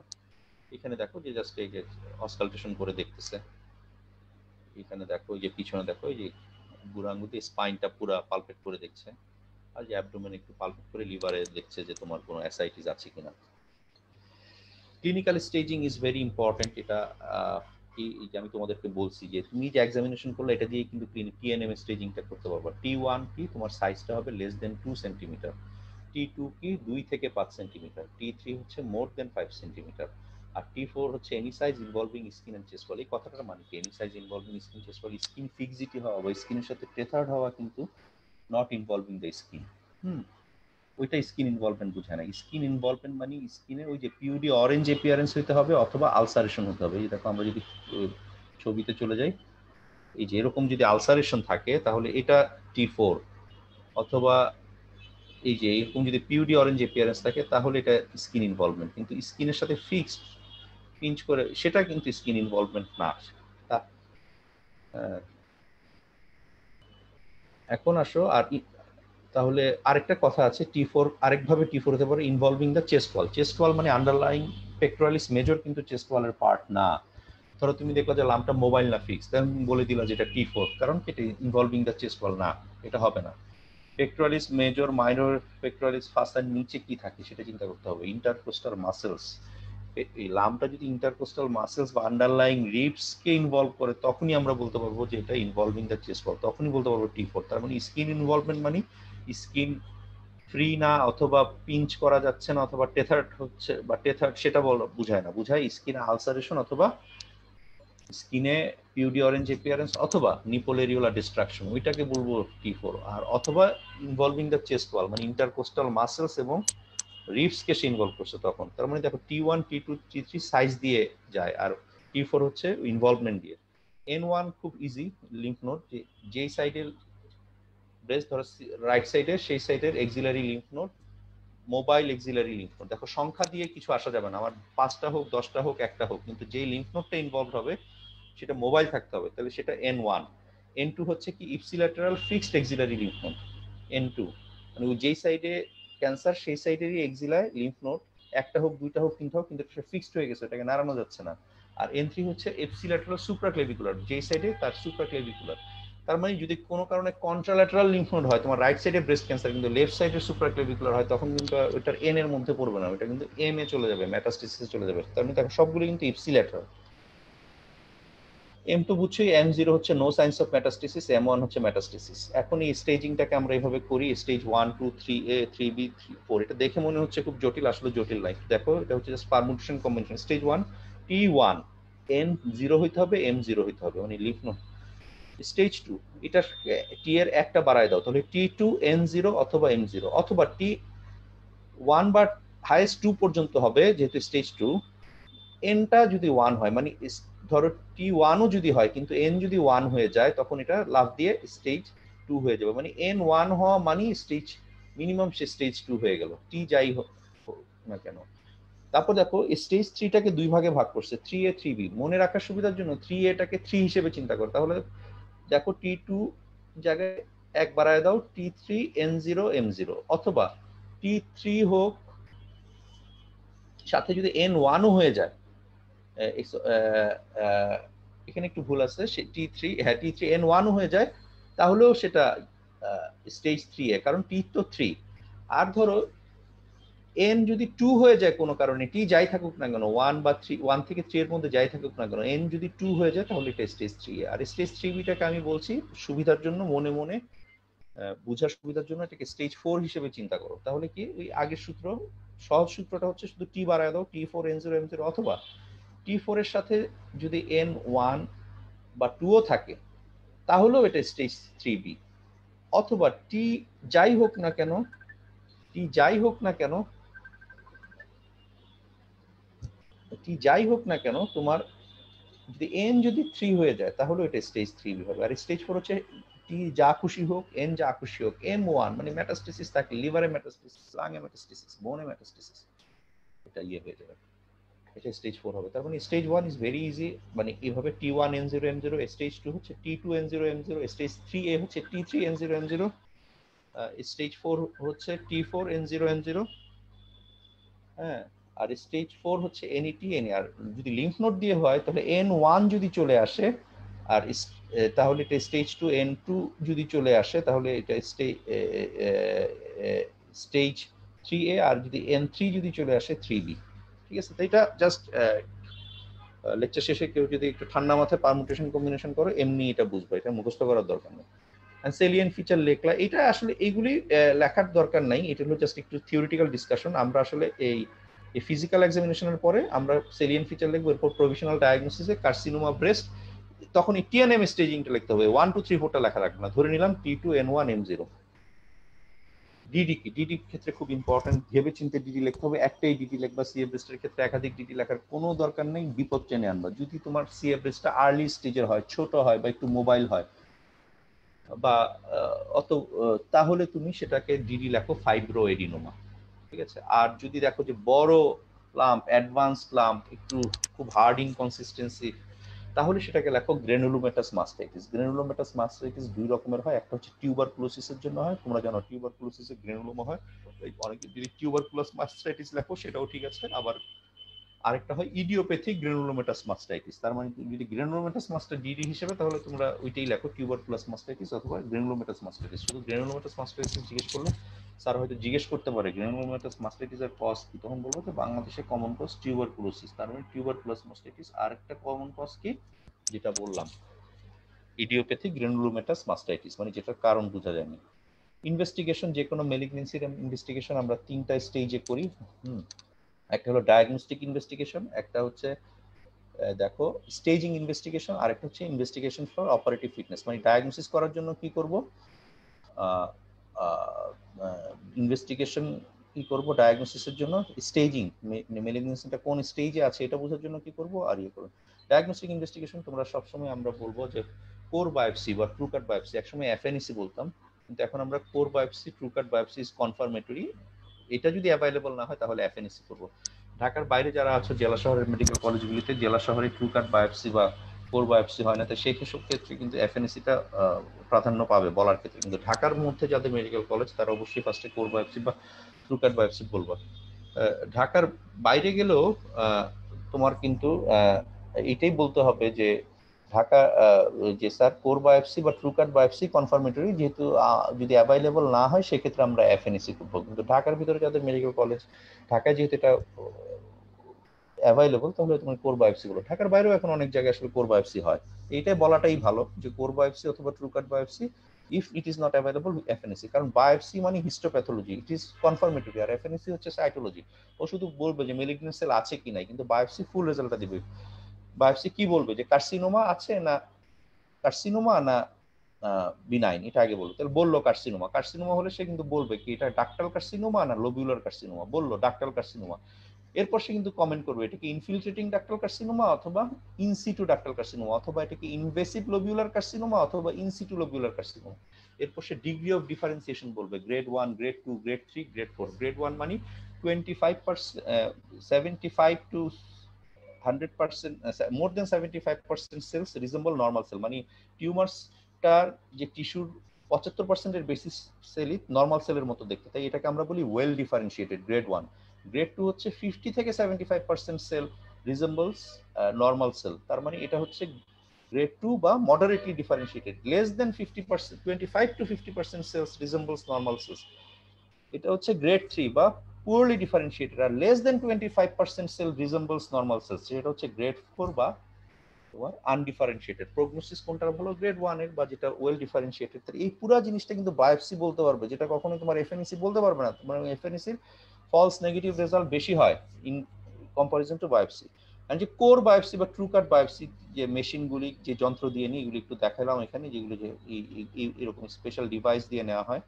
কিভাবে নেওয়া হয় দেখো, একটা আল্ট্রাসাউন্ড গাইডেন্সে এই দেখো কোর বায়োপসিটা দিয়ে স্পেসিফিক লাম্পটাকে লোকেট করে ওইখান থেকে বায়োপসি নেওয়া হচ্ছে। আচ্ছা, এরপরে এইটারই একটা ডেমনস্ট্রেশন দেখানো হচ্ছে। দেখো এই যে কোর বায়োপসি নিডেলটা, কোর নিডেলটা একদম লাম্পে গিয়ে যাচ্ছে, এখানেও একই জায়গায়। আচ্ছা, এখানে যে দেখো এফএনইসি হচ্ছে, এটা শুধু একটা নিডেল দিয়ে স্পিরেট করা হচ্ছে, এটা হচ্ছে কোর বায়োপসি। আর একটা হচ্ছে ইনসিশন বায়োপসি। আচ্ছা, ইনসিশন বায়োপসি কখন করবো, ওই যে যদি আলসার থাকে, আলসার থাকলে কিন্তু আর তোমার এত কোর বায়োপসি এই এফএনএসি যাওয়ার দরকার নেই। আলসার তো এক্সপোজ, তাহলে আলসার থেকে তুমি একটু ইনসিশনাল বায়োপসি নিয়ে নাও, একটু টিস্যু। আলসার তো এক্সপোজ এরিয়া, এখান থেকে কেটে পাঠায় দাও। তারপর যদি কোনো তোমাদের কোনো পেশেন্টের যদি আলসার থাকে কোনো, তাহলে দেখো তখন তুমি ইনসিশনাল বায়োপসি নেবে। দেখো একটা ইম্পর্টেন্ট জিনিস হচ্ছে যে এটাই হচ্ছে ডায়াগনস্টিক ইনভেস্টিগেশন। কিন্তু দেখো একটা মজার ব্যাপার হচ্ছে ডায়াগনস্টিক ইনভেস্টিগেশনের কোথাও মেমোগ্রাফি বা আল্ট্রাসোনোগ্রাম অফ দ্য ব্রেস্টের কথা লেখা নেই। This is important. একটা ব্রেস্ট লাম্প যেটা তুমি হাতে পালপেট করছো, ক্লিনিক্যালি পালপেবল পাচ্ছ, বা একটা ব্রেস্ট আলসার, সেটার ক্ষেত্রে কখনোই তুমি আল্ট্রাসোনোগ্রাম বা মেমোগ্রাফি বলবা না। আল্ট্রাসোনোগ্রাম বা মেমোগ্রাফি তখনই করা হবে যখন এটা কনফিউশনাল স্টেট, লাম্পি ব্রেস্ট, তুমি লাম্প খুঁজে পাচ্ছ না, পেশেন্টও বলতে পারতেছে না, বলছে চাকা চাকা লাগে, সেসব ক্ষেত্রে, মানে যেসব ক্ষেত্রে ক্লিন কাট লাম্প তুমি খুঁজে পাবা না, কিন্তু patient will complain of a lump, অথবা you will get a lumpy feeling during palpation, lumpy feeling not clean cut lump, অথবা স্ক্রিনিং পারপাসে ইউজ করা যাবে, যে হ্যাঁ 35 বছর বয়সের উপরে হয়ে গেল তাই স্ক্রিনিং পারপাসে আমি করছি, বা ফ্যামিলি মেম্বারদের মেলিগনেন্সি ছিল, সেগুলি। তাই কখনোই ডায়াগনস্টিক ইনভেস্টিগেশনে কেউ আলট্রাসোনোগ্রাম বা ম্যামোগ্রাফি লিখবে না, কারণ তোমাকে যে লং টেস্টটা দেওয়া হচ্ছে সেটা ক্লিন কাট লাম্প থাকবে। স্টেজিং ইনভেস্টিগেশন আসলে এটা আমরা সবাই জানি, যে চেস্ট এক্সরে করো, কি কি পাইতে পারো, যে প্লুরাল ইফিউশন। আর যদি লাং প্যারেন্ট ক্যামেরা হয় ক্যানন বল শ্যাডো, ক্যানন মানে হচ্ছে কামান, কামানের গোলার মতো। হাইলার লিম্ফেরেনোপ্যাথি, হাইলার লিম্ফেরেনোপ্যাথি, লিম্ফ নোডে যদি মেটাস্টেসিস হয় রিপসে সেকেন্ডারিজ এর চিহ্ন পাবো। আলট্রাসোনোগ্রাম অফ হোল অ্যাবডোমেন করো, করে কি অ্যাসাইটিস দেখতে পাবো, লিভারে মেটাস্টেসিস দেখতে পাবো। আর বোন পেইন যদি থাকে তাহলে আগে অ্যাফেক্টেড পার্টটা এক্সরে করো, করে যদি এখানে চেঞ্জ পাও তাহলে হোল বডি বোন স্ক্যান, এটা একটা আইসোটোপ এক্সামিনেশন। যেই জায়গায় এগুলি মেটাস্টেসিস হবে এগুলি রেডিও আইসোটোপ বেশি বেশি আপটেক হবে, ওই জায়গাগুলি কালো দেখাবে ওই ফিল্মে, ঠিক আছে, মানে ওই বোন স্ক্যানের ফিল্মে, এক্সরে ফিল্মে না। ইনভেস্টিগেশনস ফর অপারেটিভ ফিটনেস, এটা সবাই জানো, বিভিন্ন হসপিটালে বিভিন্ন প্রোটোকল হতে, আমরা ফুলমিটোলা জেনারেল হসপিটালে যেটা ফলো করি, CBC, serum creatinine, RBS, urine RME, HBs, Ag, anti HCV, blood group, chest X-ray, ECG. Management, CA ব্রেস্টের অনেক ধরনের ম্যানেজমেন্ট আছে। আমরা ফার্স্টে মেইনলি সার্জিক্যাল ম্যানেজমেন্টে যাব। সার্জিক্যাল ম্যানেজমেন্টে আমরা কি বলি, একটা হলো ব্রেস্ট কনজার্ভিং সার্জারি বা সংক্ষেপে বিসিএস। বিসিএস, হ্যাঁ, এটা বিসিএস পরীক্ষার বিসিএস না, এটা ব্রেস্ট কনজার্ভিং। একটা হচ্ছে লাম্পেক্টমি আর একটা হচ্ছে কোয়াড্রেন্টেক্টমি। লাম্পেক্টমি মানে wide local excision of the lump, লাম্পটাকে within all at least 1 to 2 centimetre of tumour free margin. ধরো লাম্পটা যদি এতটুকু হয়, এটারও আরো 1 থেকে 2 সেন্টিমিটার দূরে এইভাবে ইনসিশন দিবা, দিয়ে কারণ কি টিউমার ফ্রি মার্জিন রাখতে হবে, সেটাই হচ্ছে লাম্পেক্টমি। আর কোয়াড্রেন্টেক্টমি মানে লাম্পটা যে কোয়াড্রেন্টটা আছে, you will remove the lump along with the whole of the quadrant. ওই যে বলছি 5টা quadrant, upper outer, upper inner, lower outer, lower inner, central. লাম্পটা ধরো আপার আউটারে থাকলে পুরা আপার আউটার কোয়াড্রেন্টটা তুমি রিমুভ করবে উইথ দ্য লাম্প। আর আমরা কি করতে পারি, মাস্টেক্টমি করতে পারি, simple mastectomy, modified radical, radical. Radical mastectomy হচ্ছে you will remove whole of the breast tissue along with pectoralis major and minor, major minor সব ফেলে দিন। এটা আসলে আসলে করা হয় না, হ্যাঁ, এটাকে বলা হয় হল স্টিপ। এরপরে আসলো আমরা কি মডিফাইড রেডিক্যাল। আমরা যখন স্টুডেন্ট ছিলাম বা 2005-06 সালে, তখন এটা খুব করা হতো মডিফাইড। তার মানে এটা কি removal of the whole breast tissue with the tumour including the nipple areola complex with তোমার পেক্টোরালিস মেজরটা ফেলা হবে কিন্তু মাইনর এবং মাইনরটা ইনটেক্ট রাখা হবে। তাহলে এটা হচ্ছে তোমার মডিফাইড রেডিক্যাল প্যাটিস। এটাও করা হয় না, আসলে এখন করা হয় কি সিম্পল মাস্টেক্টমি, মানে you will remove whole of the breast tissue with the tumour including the nipple areola complex keeping the pectoralis fascia intact. মানে পেক্টোরালিস মাসেল তো দূরের কথা, তুমি ফাসাটাকেই উঠাবা না। তার মানে আর তোমরা এখন যদি বলো, এত কিছু বলার দরকার নেই, তোমরা বলবা সিম্পল মাস্টেক্টমি, সোজা কথা সিম্পল মাস্টেক্টমি। তার মানে কি removal of the whole breast tissue with the tumour with nipple areola complex keeping the pectoralis fascia intact. হ্যাঁ, পেক্টোরালিস ফাসা ইনট্যাক্ট করবা, আর মাসেল তো ধরবাই না, মাসেল ইনট্যাক্ট থাকবে। আচ্ছা, আর এক্সিলায় কি করবা, এটা তো গেল ব্রেস্টে। এক্সিলায় অনেক কিছু করা যায়। একটা হচ্ছে এক্সিলারি স্যাম্পলিং, আমি এটা আগে বলি। এক্সিলারি স্যাম্পলিং মানে কি, ধরো তুমি পালপেট করে লিম্ফ নোড পাচ্ছ না, ক্লিনিক্যালি N0, কিন্তু আসলে তো থাকতে পারে। তাহলে কি করবা, ডিউরিং সার্জারি তুমি 8 থেকে 10টা লিম্ফ নোড এক্সিলায় ঢুকে নিবা, নিয়ে ওইটাকে ফ্রোজেন সেকশন বায়োপসির জন্য পাঠাই দিবা। পাঠাই দিয়ে ওভার টেলিফোন জেনে নিবা যে এখানে এই লিম্ফ নোডে মেটাস্টেসিস আছে কিনা। যদি না থাকে তাহলে আর কিছু করার দরকার নেই, মাস্টেক্টমি করে চলে আসলা। আর যদি থাকে তাহলে কি করবা, তাহলে তুমি ওই হোল এক্সিলারি ডিসেকশন কমপ্লিট করবা। আর এটারই বিকল্প হিসেবে এখন আসছে সেন্টিনেল লিম্ফ নোড বায়োপসি। কারণ তুমি এক্সিলায় যাবা, 8 থেকে 10টা লিম্ফ নোড ফেলবা, এটা একটা টায়ারসাম প্রসিডিউর, এটা একটা অযথা পেশেন্টের এক্সিলায় ইনজুরি হবে, লিম্ফেডিমা হবে। সেন্টিনেল লিম্ফ নোড বলতে আমরা বুঝি the fast draining lymph nodes of A tumour bearing area. একটা জায়গায় টিউমার আছে, তার ফার্স্ট লিম্ফ নোড যেখানে যায় সেটা হচ্ছে। তার দেখা যায় যে আমরা এক ধরনের ডাই দিই, মিথাইলিন ব্লু অথবা তোমার radio isotope level protein colloid দিয়ে দিই বিফোর সার্জারি। যদি ডাই দাও তাহলে তুমি এক্সিলায় যখন ঢুকলা, যেই লিম্ফ নোডটা ফার্স্টে ডাইটা আপটেক করবে সেটাই হচ্ছে সেন্টিনেল লিম্ফ নোড। শুধু ওই লিম্ফ নোডটা তুলে এটা পরীক্ষা করতে পাঠায় দাও, দেখো এটার মধ্যে মেলিগনেন্সি আছে কিনা। যদি এটা মেলিগনেন্সি থাকে তাহলে তুমি এক্সিলারি ডিসেকশন করো। আর যদি এটা না থাকে, যেহেতু এটা ফার্স্ট লিম্ফ নোড, কারণ এটাতেই প্রথম ডাই আসছে, তাহলে তুমি ইয়ে করো। তাহলে আর কিছু করার দরকার নেই, যে ডাই যায় নাই তার মানে ডাই গেছে কিন্তু এটা মেলিগনেন্ট না। কিন্তু যেহেতু মেলিগনেন্সি না, তার মানে পরের গুলিতে অবশ্যই আর মেলিগনেন্সি থাকবে না। অথবা আমরা যেটা বলি যে আমরা যদি radio isotope level colloid injection করি পেরিটিউমোরাল, ওই রেডিও আইসোটোপের একটা আকর্ষণ কোথায় থাকে, যেই ক্যান্সার সেলের দিকে।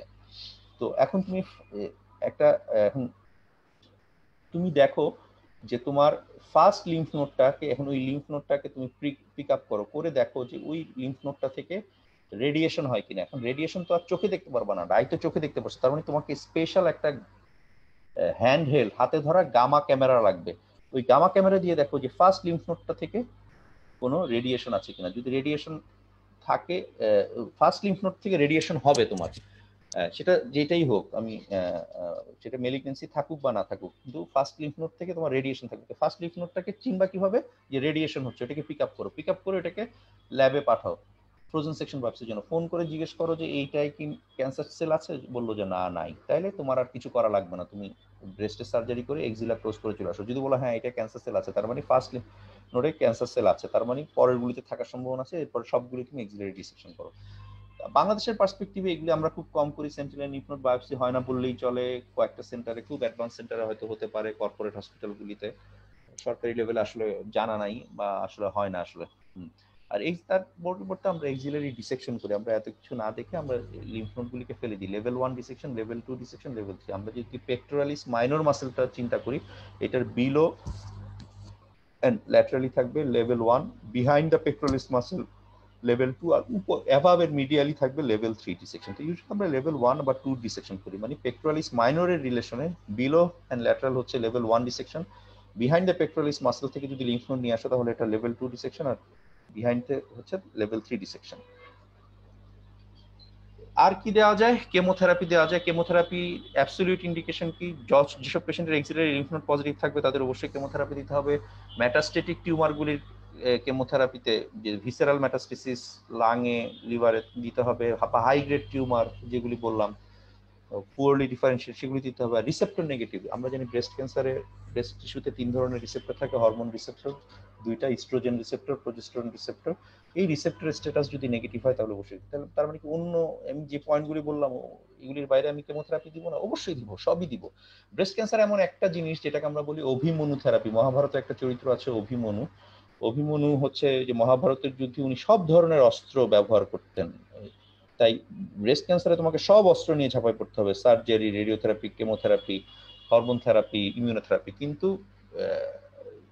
কেস টু কেস বিভিন্ন ক্যারেক্টারিস্টিক্স অনুযায়ী কোনোটার গুরুত্ব বেশি হবে। তার মানে এখানে যেগুলি বললাম এগুলির ক্ষেত্রে কেমোথেরাপির গুরুত্বটা বেশি, যে node positive patient, metastatic tumour, high grade tumour. কিন্তু অন্য সিএ ব্রেস্টে যে তুমি কেমোথেরাপি দিবা না তা কিন্তু না, ওগুলিতেও দিতে হবে। 6 সাইকেল কেমোথেরাপি দিই, সিএমএফ বলি, সাইক্লোফসফামাইড, মেথোট্রেক্সাইড, 5-ফ্লুরোইউরাসিল। রেডিওথেরাপি দিতেই হবে। কি ব্রেস্ট কনজার্ভিং থেরাপি করলো, তুমি লাম্পেক্টমি করলা, কোয়াড্রেন্টেক্টমি করলা, তাহলে ওই পেশেন্টকে অবশ্যই রেডিওথেরাপি দিতে হবে। আর বোনি মেটাস্টেসিস হলো ওই বোনে এক্সটার্নাল বিম রেডিওথেরাপি দিতে হবে। অন্যগুলি থেকে দিবা না? হ্যাঁ দিতে পারো। তুমি যদি বলো যে একটা লার্জ টিউমার রিমুভ করলা, সেক্ষেত্রে ব্রেস্ট ফিল্ডে রেডিওথেরাপি দিতে হবে, মাস্টেক্টমি করলো। এক্সিলায় দিতে পারো রেডিওথেরাপি, কিন্তু এক্সিলার ক্ষেত্রে একটা জিনিস মাথায় রাখতে হবে, যদি এক্সিলায় কোনো সার্জারি করো, মানে এক্সিলারি ডিসেকশন করো বা এক্সিলারি স্যাম্পলিং করো, তাহলে কিন্তু রেডিওথেরাপি দেওয়া যাবে না, কারণ এক্সিলায় অনেক লিমফেটিক্স থাকে, ভেইনস থাকে। একে বা সার্জারির কারণেই ওই ভেনাস অবস্ট্রাকশন হতে পারে, লিমফেটিক অবস্ট্রাকশন হয়ে লিমফেডিমা হয়। আবার সাথে যদি আবার এক্সিলায় রেডিওথেরাপি দাও তাহলে আরো বেশি কি হবে, ইনফ্লামেশন হবে, ফাইব্রোসিস হবে। তাই এক্সিলায় ক্ষেত্রে ভেবে চিনতে হয় রেডিওথেরাপি দিবা না হয় সার্জারি করবে। সার্জারিটি আমরা মেইনলি করি, কিন্তু একদম অ্যাবসলিউট ইন্ডিকেশন রেডিওথেরাপি হচ্ছে এই দুইটা, বিসিএস এবং bony metastasis. Hormone therapy is very very important. আমরা বলি ইআরপিআর রিসেপ্টর স্ট্যাটাস দেখি। এখানে একটা জিনিস আমি একটু তোমাকে বলি, একটা ব্রেস্ট স্পেসিমেন যখন পাঠাও, স্যাররা বলে এটাকে কি অ্যাডভাইস দিয়ে পাঠাও। ধরো সিম্পল মাস্টেক্টমি করা হলো, এটাকে একজন ইন্টার্ন ডক্টর হিসেবে তুমিই তো পাঠাবা, এটা রিকুইজিশন স্লিপে লিখবা। তাহলে একটা অ্যাডভাইস থাকবে হিস্টোপ্যাথোলজি, মানে এটা বায়োপসি রিপোর্টটা ইয়ে থাকবে, আর আরেকটা ইয়ে থাকবে, আরেকটা জায়গায় লিখে দিতে হবে receptor status, oestrogen receptor, progesterone receptor এবং HER2 রিসেপ্টর। দেখো বায়োপসি হচ্ছে হিস্টোপ্যাথোলজি, আর রিসেপ্টর স্ট্যাটাস এটা কিন্তু আলাদা পরীক্ষা, এটার জন্য রোগীকে কিন্তু আলাদা পয়সা দিতে হয়, এবং এবং এটা কিন্তু হিস্টোপ্যাথোলজি না, এটা হচ্ছে ইমিউনো হিস্টোকেমিস্ট্রি। তার মানে স্যাররা পরীক্ষা জিজ্ঞেস করে একটা ব্রেস্ট স্পেসিমেন পাঠানোর সময় তুমি কি কি অ্যাডভাইস দাও, বলবো স্যার দুইটা অ্যাডভাইস দিই, একটা হচ্ছে হিস্টোপ্যাথোলজির জন্য অ্যাডভাইস দিই, আরেকটা হচ্ছে রিসেপ্টর স্ট্যাটাস দেখার জন্য। তখন তুই বলে রিসেপ্টর স্ট্যাটাসটা কোন ধরনের এক্সামিনেশন, তখন বলবো স্যার এটা ইমিউনো হিস্টোকেমিস্ট্রি। কি কি রিসেপ্টর পাঠাও? দুইটা hormone receptor, ER PR, estrogen receptor, progesterone receptor, আর একটা হচ্ছে HER2, ওইটা হচ্ছে একটা অন্য রিসেপ্টর, গ্রোথ ফ্যাক্টর রিসেপ্টর। তো ইআরপিআর পজিটিভ হওয়া মানে প্রগনোসিস ভালো, কারণ এর বিরুদ্ধে যুদ্ধ করার অস্ত্র আছে। কি অস্ত্র আছে আমার? এই যে প্রি মেনোপোজাল বা মিনিস্ট্রুয়েটিং ওমেন আমরা কি দিই? Anti oestrogen. কি নাম দিই? Tamoxifen 5 milligram BD. খুব সুন্দর একটা ট্যাবলেট দিবা, সে দিনে 2 বার করে খাবে। এর থেকে ব্লেসিংস একটা ক্যান্সার পেশেন্টের জন্য কি হতে পারে চিন্তা করো, যে আমি 2টো ট্যাবলেট খাচ্ছি, ভালো থাকছে। আর যাদের ইআরপিআর নেগেটিভ তাদের ক্ষেত্রে দেখো এই ব্লেসিংসটা থেকে বঞ্চিত, কারণ ওর তো রিসেপ্টরই নাই, তাহলে এই অ্যান্টি ইস্ট্রোজেন কোথায় গিয়ে কাজ করবে? পোস্ট মেনোপজাল ওমেনের ক্ষেত্রে আমরা ওষুধটা চেঞ্জ হয়, আমরা দিই অ্যারোমেটেজ ইনহিবিটর, অ্যানাস্ট্রাজল লেট্রোজল, অ্যানাস্ট্রাজল লেট্রোজল। এটা হচ্ছে পোস্ট মেনোপজাল ওমেনে তো ওভারিতে আর ইস্ট্রোজেন সোর্স থাকে না, ওইখানে এস্ট্রোজেনের সোর্সটা কি? ওই তোমার এড্রিনাল কর্টেক্স। বলে ওইখানে যে এন্ড্রোজেন্স থেকে যে ইয়েটা তৈরি হয়, মানে ওইখানে যে প্রিকারসার হরমোন থেকে যে তোমার ইস্ট্রোজেন বা প্রজেস্টেরন তৈরি হয়, সেটার জন্য একটা এনজাইম লাগে, অ্যারোমেটেজ এনজাইম। তাহলে কিছু ড্রাগস আছে সেই অ্যারোমেটেজ এনজাইমটাকে ইনহিবিট করে, কাজ করতে দেয় না, ফলে এড্রিনাল কর্টেক্স থেকে আর ইস্ট্রোজেন প্রজেস্টেরন তৈরি হয় না। এরা হচ্ছে অ্যানাস্ট্রাজল লেট্রোজল। তো এই দুইটা মনে রাখতে হবে যে রিসেপ্টর স্ট্যাটাস পজিটিভ হওয়া অ্যাজ এ হোল ভালো, মানে রিসেপ্টর স্ট্যাটাস মানে ইআরপিআর পজিটিভ হওয়া মানে প্রগনোসিস ভালো। এরপরে দেখো ইমিউনোথেরাপি। ইমিউনোথেরাপি যে একটা আমরা আরেকটা রিসেপ্টর করি, HER2 receptor, human epidermal growth factor receptor 2। এটা হচ্ছে আমরা একটা ট্রাস্টাজুমাব, একটা ওষুধ আছে জুমাব গ্রুপের, হ্যাঁ, এটা দিই, হ্যাঁ, ইমিউনো। কিন্তু HER2 রিসেপ্টর পজিটিভ হওয়া কি প্রগনোসিস ভালো না? ইআরপিআর এর মতো না। HER2 পজিটিভ হওয়া মানে অ্যাজ এ হোল প্রগনোসিস খারাপ। তার বিরুদ্ধে ওষুধ আছে ঠিকই, কিন্তু অ্যাজ এ হোল প্রগনোসিস খারাপ। মানে HER2 মানে কি? Human epidermal growth factor receptor, মানে টিউমারটার গ্রোথ হবে বেশি, ফলে HER2 পজিটিভ হওয়া অ্যাজ এ হোল খারাপ। আচ্ছা, management according to the stage আমরা আলোচনা শেষ হয়ে যে স্টেজ 1 বলেছিলাম। স্টেজ 1 কি ছিল? T1N0 M0। তাহলে সেখানে কি করতে পারো? Breast tumour sister less than 2 centimetre, এটা বিসিএস করতে পারো, ব্রেস্ট কনজারভিং সার্জারি। এবং স্টেজ 1 এ অবশ্যই লিম্ফ নোড কি ছিল? N0, তাই তুমি সেন্টিনেল লিম্ফ নোড বায়োপসি বা এক্সিলারি স্যাম্পলিং করতে পারো, এক্সিলারি ডিসেকশন করতে যাওয়ার দরকার নেই। ফলোড বাই তুমি কেমোথেরাপি দাও, রেডিওথেরাপি দিতেই হবে, হরমোন থেরাপি, রিসেপ্টর স্ট্যাটাস এবং ইমিউনোথেরাপি। এই হরমোন থেরাপি এবং এইচটি এবং আইটি, হরমোন থেরাপি এবং immunotherapy according to the receptor status. Stage 2 এবং 3 এর ট্রিটমেন্ট একই। এখানে আমরা সিম্পল মাস্টেক্টমি করতে পারি উইথ এক্সিলারি ডিসেকশন। আমি আর অন্যগুলি বললাম না, যেমন এক্সিলারি স্যাম্পলিং বা সিম্পল নেফ্রোবায়োপসি, কারণ ওগুলি হলে N0 হয়ে আসতে হবে। যদি N0 হয়ে স্টেজ 2 বা স্টেজ 3 এ আসে, তাহলে ওগুলি তুমি বলতে পারো এক্সিলারি স্যাম্পলিং বা ইয়ে। কিন্তু যদি N1 বা N2 হয়ে স্টেজ 2 বা 3 এ হয়, তাহলে এটাই বলা ভালো, simple mastectomy with axillary dissection, with chemotherapy, with hormone therapy and immunotherapy according to receptor status, আর রেডিওথেরাপি যদি লাগে আর কি। এটা স্টেজ 3B। স্টেজ 3B মনে রাখতে হবে যে স্টেজ 3B কি ছিল? যে তোমার T4, মানে অনেক বড় টিউমারটা, বা এটা অলরেডি অনেক কিছুকে ইনভলভ করে ফেলছে। তাহলে সেখানে আসলে নিউ অ্যাডজুভেন্ট কেমোথেরাপি দিতে হবে। আগে কেমোথেরাপি দিয়ে টিউমারটার সাইজ ছোট করতে হবে, ফলোড বাই এই স্টেজ 2 এবং 3 এর যে ট্রিটমেন্ট সেটাই করবো, মানে simple mastectomy with axillary resection, with chemotherapy, hormone and immunotherapy according to receptor status আর রেডিওথেরাপি।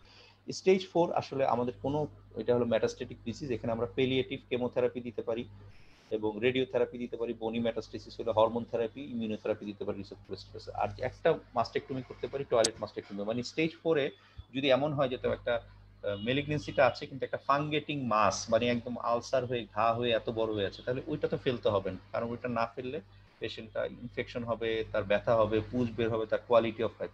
কিন্তু ধরো একটা আলসার নেই, নর্মাল একটা লাম্প আছে কিন্তু অলরেডি লিভারে মেটাস্টেসিস, তাহলে ব্রেস্টে কোনো হাতই দিবা না, শুধু কেমোথেরাপি দিবা, রেডিওথেরাপি দিবা, হরমোন থেরাপি দিবা আর ইমিউনোথেরাপি দিবা। টয়লেট মাস্টেক্টমি সব স্টেজ 4 এর জন্য না, সেই স্টেজ 4 এর জন্য যেই স্টেজ 4 এ একটা ব্রেস্টে ফাঙ্গেটিং মাস আছে। এখন অনেক সময় পরীক্ষা জিজ্ঞেস করে যে ব্যাড প্রগনোস্টিক ফ্যাক্টরস কি কি একটা সিএ ব্রেস্টের জন্য। ব্যাড প্রগনোস্টিক ফ্যাক্টরস যেটা বললাম, একটা হচ্ছে size of the tumour, size যত বড় হবে প্রগনোসিস খারাপ হবে। আর 2 নম্বর হচ্ছে lymph node status, lymph node যত ইনভলভ হবে, লিম্ফ নোডের স্টেজিং যত বাড়বে, প্রগনোসিস তত কমবে। তারপর কি তোমার গ্রেডিং, ওই যে বললাম গ্রেড 1, গ্রেড 2, গ্রেড 3, গ্রেড 4, মানে পুরলি ওয়েল ডিফারেন্সিয়েটেড, মডারেটলি ডিফারেন্সিয়েটেড, যত গ্রেড বাড়বে, মানে গ্রেড 1 এর ইয়ে ভালো হবে, ওয়েল ডিফারেন্সিয়েটেড, প্রগনোসিস ভালো হবে, গ্রেড 4 একটা খারাপ হবে, গ্রেড 3 তার থেকে একটু ভালো হবে। আর কি? আর হচ্ছে তোমার receptor status, very very important, hormone receptor, HR মানে ইআরপিআর যদি পজিটিভ হয় প্রগনোসিস ভালো। আর হার হচ্ছে উল্টা, human epidermal growth factor receptor যদি বেশি হয়, রিসেপ্টর স্ট্যাটাস থাকে, পজিটিভ হয়, তাহলে কিন্তু প্রগনোসিস খারাপ হবে। আর কিছু আছে মাইটোটিক ইন্ডেক্স, এনিউ, তারপর মাইটোপ্লাজম, সাইটোপ্লাজমিক রেশিও, কিছু প্যাথোলজিক্যালি আছে, ওগুলো একটু দেখে নিও। কিন্তু আমি যে চারটা বললাম এগুলো আগে তোমাকে বলতে হবে। তাহলে this is actually all about breast cancer. তার মানে ব্রেস্ট ক্যান্সারের ট্রিটমেন্টটা নিয়ে আসলে খুব বেশি কনফিউশন হওয়ার কিছু নেই, যেটা আমি স্টেজ বাই স্টেজ বলে গেলাম সেভাবে বলতে পারো। স্টেজ ওয়ানে আমি আবারও বলি, স্টেজ ওয়ানটা কি ছিল, T1N0M0, তাই এটা ছোট, less than 2 centimetre, breast conserving surgery করো। লিম্ফ নোড তো নাই, তাই লিম্ফ নোড আছে কিনা এটা চেক করার জন্য সেন্টিনেল লিম্ফ নোড বায়োপসি বা এক্সিলারি স্যাম্পলিং করো। এরপরে অপারেশনের পরে তাকে সবকিছু দাও, CT, chemotherapy, radiotherapy, hormone therapy.